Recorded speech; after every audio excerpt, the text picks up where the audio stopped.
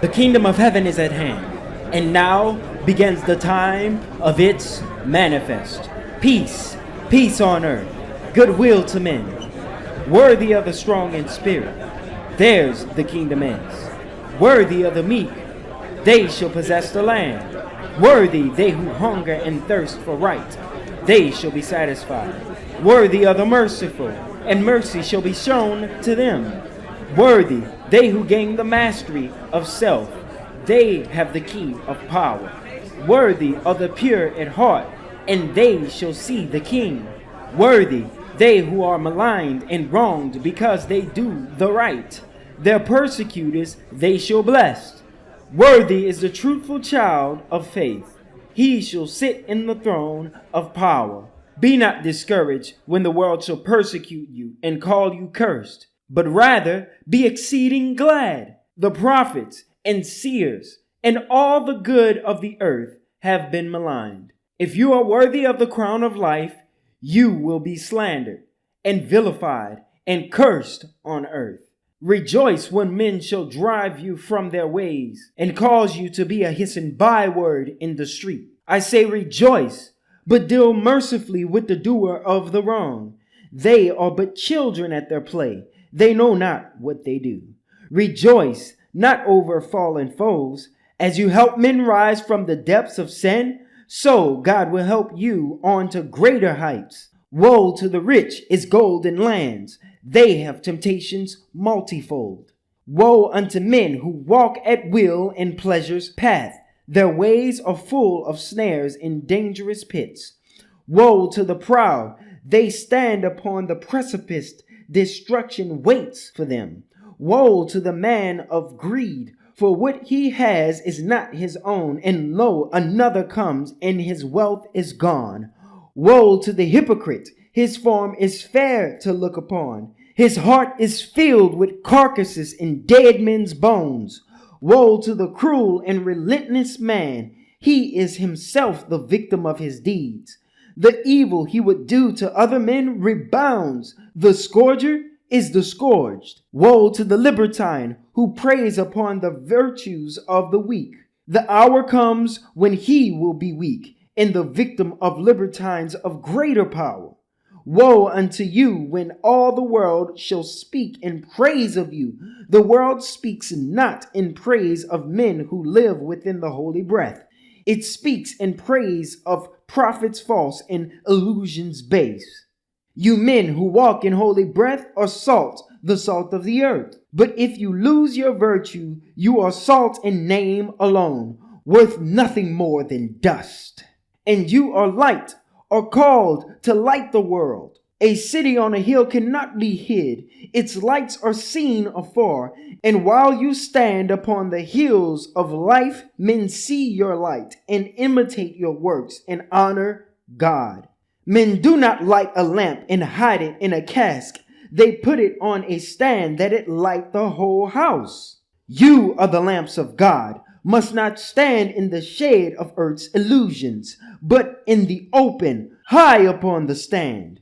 Christ did not come to nullify the law, nor to destroy, but to fulfill. The law, the prophets, and the Psalms were written in the wisdom of the holy breath and cannot fail. The heavens and earth that are will pass away. The word of God is sure. It cannot pass until it shall accomplish that whereunto it hath been sent. Whoever disregards the law of God and teaches men to do the same becomes a debtor unto God and cannot see his face until he is returned and paid his debt by sacrifice of life. But he who hearkens unto God and keeps his law and does his will on earth shall rule with Christ. The scribes, the Pharisees regarded the letter of the law. They cannot comprehend the spirit of the law. And if your righteousness does not exceed the righteousness of the scribes and Pharisees, you cannot come into the kingdom of the soul. It is not what man does that gives him the right to enter through the gates. His password is his character, and his desire is his character. The letter of the law deals with the acts of men. The spirit of the law takes note of his desires, and the oracle of the law governs his words. God gave the 10 commandments unto men. Upon the mountain, Moses saw the words of God. He wrote them down on solid rock. They cannot be destroyed.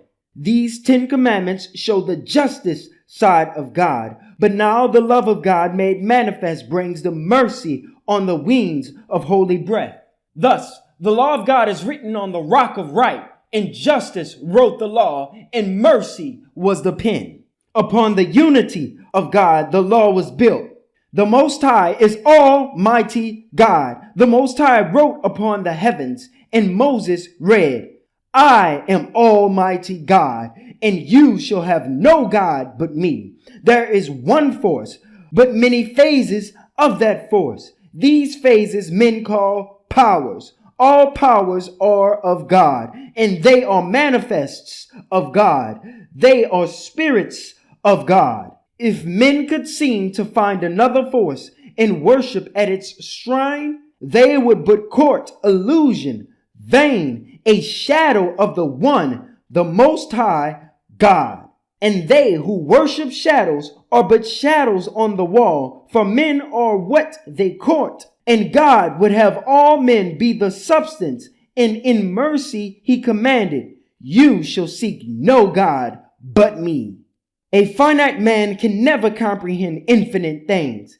Man cannot make an image of the infinite in force. And when men make a god of stone or wood or clay, they make an image of a shade, and they who worship at the shrine of shades are shades. So God in mercy said, you shall not carve out images of wood or clay or stone. Such idols are ideals, abased ideals, and men can gain no higher plane than their ideals.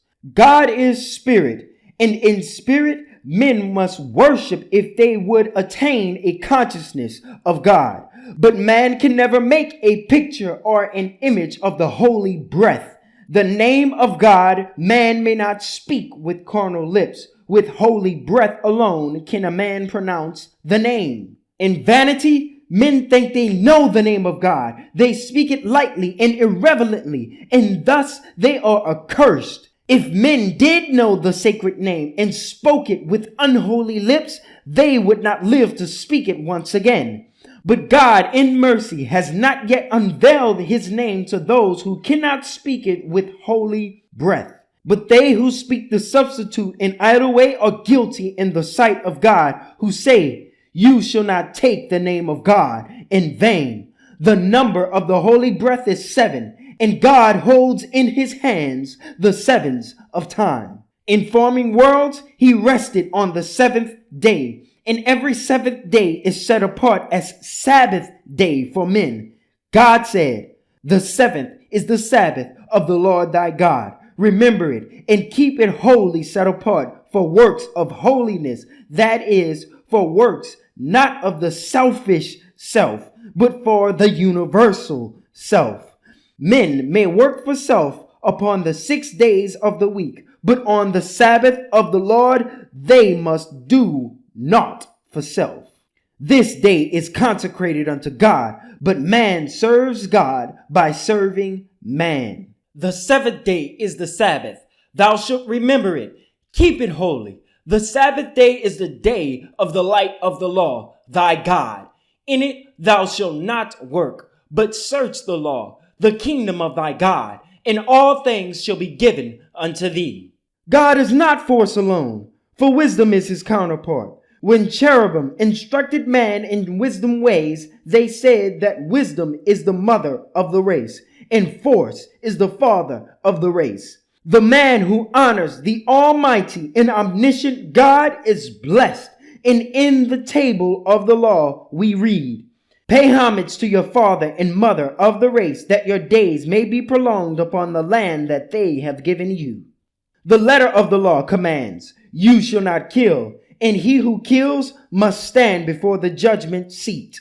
A person may desire to kill, yet if he does not kill, he is not judged by the law. The spirit of the law avers that he who desires to kill or seeks revenge is angry with a man without sufficient cause. must answer to the judge. And he who calls his brother soulless vagabond shall answer to the counsel of the just. And he who calls his brother a degenerate, a dog, fans into life the burning fires of hell within himself. Now, in higher law, we read that if your brother is aggrieved by something you have done, before you offer unto God your gift, go forth and find your brother and be reconciled to him. It is not well to let the sun go down upon your anger. If ye will not be reconciled when you have laid aside all selfish pleas, have waived all selfish rights, you will be guiltless in the sight of God. Then go and offer unto God your gifts. If you owe aught to any man and cannot pay, and if a man shall claim a greater sum than is his due, it is not well that you dispute his claim. Resistance is the sire of anger. There is no mercy and no reason in a wrathful man.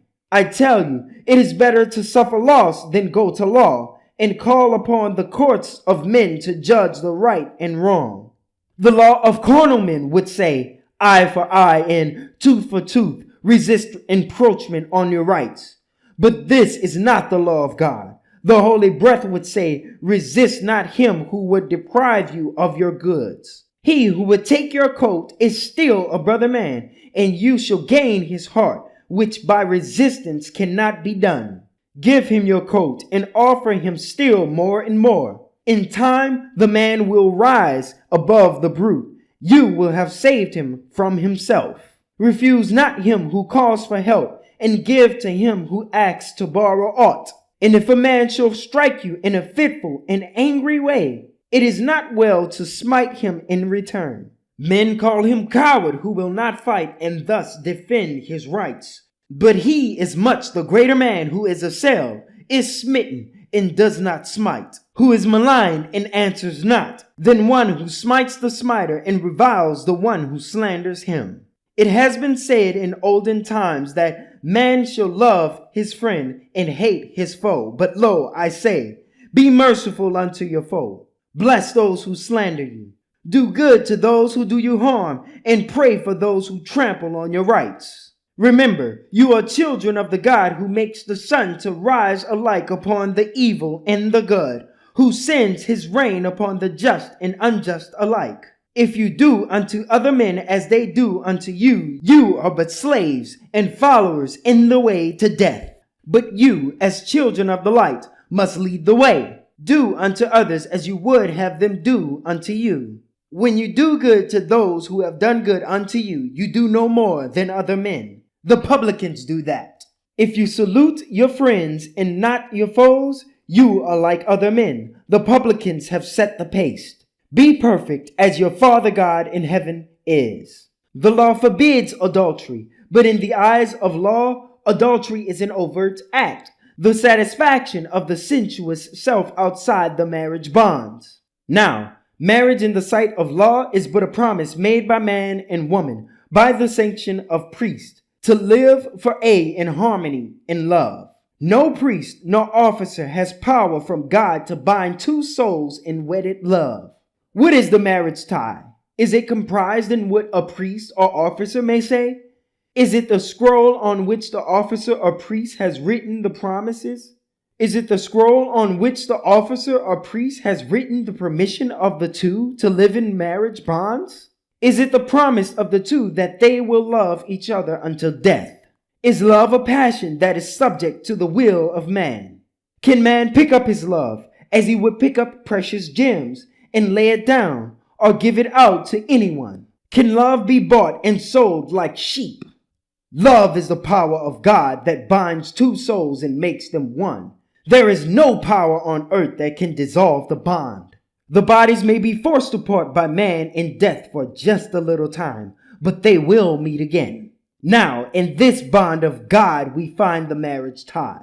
All other unions are but bonds of straw, and they who live in them commit adultery. The same as they who satisfy their lusts without the sanction of an officer or priest. But more than this, the man or woman who indulges lustful thoughts commits adultery. Whom God has joined together, man cannot part. whom man has joined together, live in sin. Upon a table of the law, the great lawgiver wrote, Thou shalt not steal. Before the eyes of law, a man to steal must take a thing that can be seen with eyes of flesh, without knowledge or consent of him whom the thing belongs. But lo, I say that he who in his heart desires to possess that which is not his own, and would deprive the man of the thing without his knowledge or consent, is in the sight of God a thief. The things that men see not with eyes of flesh are more worth than are the things that man can see. A man's good name is worth 1,000 mines of gold, and he who says a word or does a deed that injures or defames that name has taken what is not his own, and is a thief. Upon a table of the law we also read, Thou shalt not covet anything. To covet is an all-consuming wish to have what is not right for one to have. And such a wish within the spirit of the law is theft. The law has said, Thou shalt not lie. But in eyes of law, a man to lie must tell in word what is not true. Now, in the light of spirit law, deceit in any form is nothing but a lie. A man may lie by look or act, yea, even by silence may deceive, and thus be guilty in the eyes of holy breath. It has been said in olden times, Thou shalt swear by thine own life, but lo, I say, swear not at all, not by the head, the heart, the eye, nor hand, not by the sun, the moon, nor stars, not by the name of God, nor by the name of any spirit, good or bad. You shall not swear by anything, for in an oath there is no gain. A man whose word must be propped up by oath of any kind is not trustworthy in the sight of God or man. By oath you cannot make a leaf to fall, nor turn the color of a hair. The man of worth just speaks, and men know that he speaks the truth. The man who pours out many words to make men think he speaks the truth is simply making smoke to hide a lie. And there are many men with seeming double hearts, men who would serve two masters at a time, two masters quite adverse. Men feign to worship God upon the Sabbath day and then pay court to Beelzebub on every other day. No man can serve two masters at a time, no more than he can ride two asses at a time that go in different ways. The man who feigns to worship God and Beelzebub is foe to God, a pious devil, and a curse of men. And men cannot lay treasures up in heaven and earth at once. Then lo, I say, lift up your eyes and see the safety vaults of heaven, and there deposit every gem, where moth and rust cannot corrupt, where thieves cannot break in and steal. There are no safety vaults on earth, no place secure from moth and rust and thieves. The treasures of the earth are but elusive things that pass away. Be not deceived. Your treasures are anchored to the soul, and where your treasures are, your heart will be. Fix not your heart upon things of earth. Be anxious not about the things to eat or drink or wear. God cares for those who trust in him and serve the race. Behold the birds, the praise of God in their songs. The earth is made more glorious by their ministry of joy. God keeps them in the hollow of his hand, and not a sparrow falls to earth without his care. And everyone that falls shall rise again. Behold the flowers of the earth. They trust in God and grow. They make the earth resplendent with their beauty and perfume. Look at the lilies of the field, the messengers of holy love. No son of man, not even Solomon in all his excellence, was even clothed like one of these. And yet they simply trust in God. They feed from out his hand. They lay their heads to rest upon his breast. If God so clothes and feeds the flowers and birds that do his will he not feed and clothe his children when they trust in him? Seek first the kingdom of the soul, the righteousness of God, the good of men, and murmur not. God will protect and feed and clothe. Now, there is a rule that carnal man has made, in which he rigidly observes. Do unto other men as they do unto you. As others judge, they judge. As others give, they give. Now, while you walk with men, as men, judge not, and you shall not be judged. For as you judge, you shall be judged. And as you give, it shall be given to you. If you condemn, you are condemned. When you show mercy, men are merciful to you. And if you love in such a way that carnal man can comprehend your love, you will be well beloved. And so the wise man of this world does unto other men as he would have them do to him. The carnal man does good to other men for selfish gain, for he expects to have his blessings multiplied and then returned. He does not stop to note the end. Man is himself the field. His deeds are seeds, and what he does to others grows apace.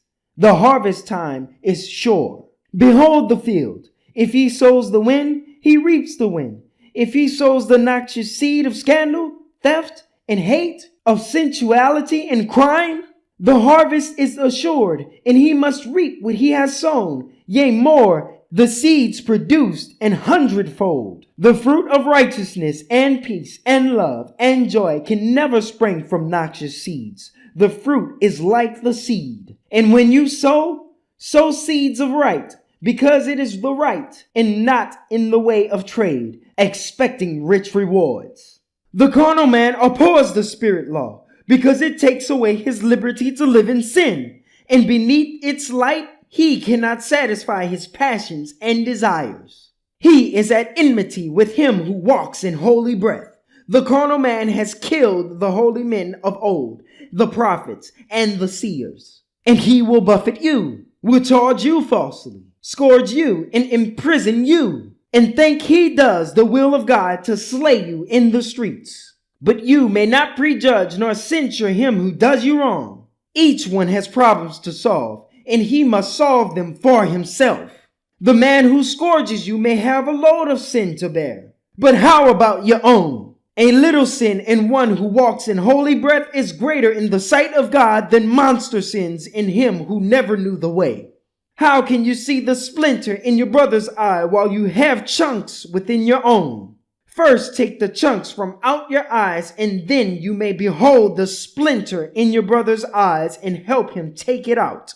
And while your eyes are full of foreign things, you cannot see the way, for you are blind. And when the blind lead the blind, both lose the way and fall into the slough. If you would lead the way to God, you must be clear in sight as well as pure in heart.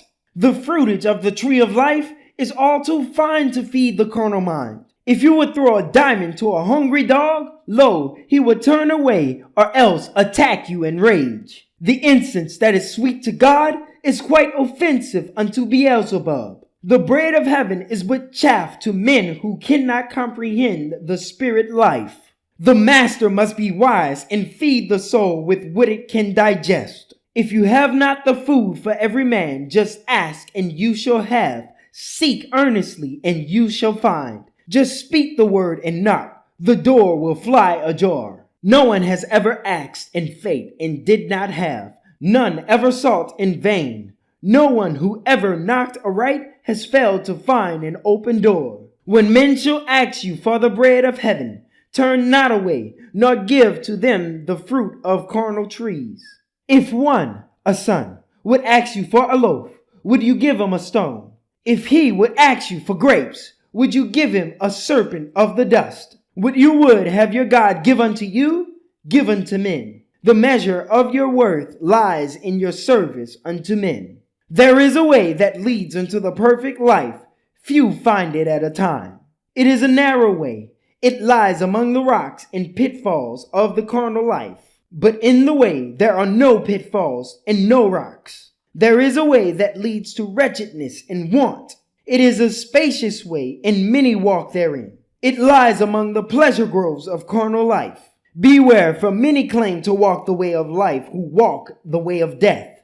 But they are false in word and deed, false prophets they. They clothe themselves in skins of sheep, while they are vicious wolves. They cannot long conceal themselves. Men know them by their fruits. You cannot gather grapes from thorns or from thistles figs. The fruit is daughter of the tree, and like the parent, so the child. And every tree that bears not wholesome fruit is plucked up by the root and cast away. Because a man prays long and loud is not a sign that he is saint. The praying men are not all in the kingdom of the soul. The man who lives the holy life, who does the will of God, abides within the kingdom of the soul. The good man from the treasures of his heart sends blessedness and peace to all the world. The evil man sends thoughts that blight and wither hope and joy and fill the world with wretchedness and woe. Men think and act and speak out of the abundance of the heart. And when the judgment hour shall come, a host of men will enter pleadings for themselves and think to buy the favor of the judge with words. And they will say, Lo, we have wrought a multitude of works in the omnific name. Have we not prophesied? Have we not cured all manner of disease? Have we not cast evil spirits out of those obsessed? Then the judge will say, I know you not. You render service unto God in words when in your heart you worshipped Beelzebub. The evil one may use the power of life and do a multitude of mighty works. Depart from me, you workers of iniquity. For man who hears the words of life and does them not is like a man who builds his house upon the sand, which when the floods come is washed away and all is lost. But he who hears the words of life and in an honest and sincere heart receives and treasures them and lives the holy life is like a man who builds his house upon the rock. The floods may come, the winds may blow, the storms may beat upon his house. It is not moved. Go forth and build your life upon the solid rock of truth, and all the powers of the evil one will shake it not.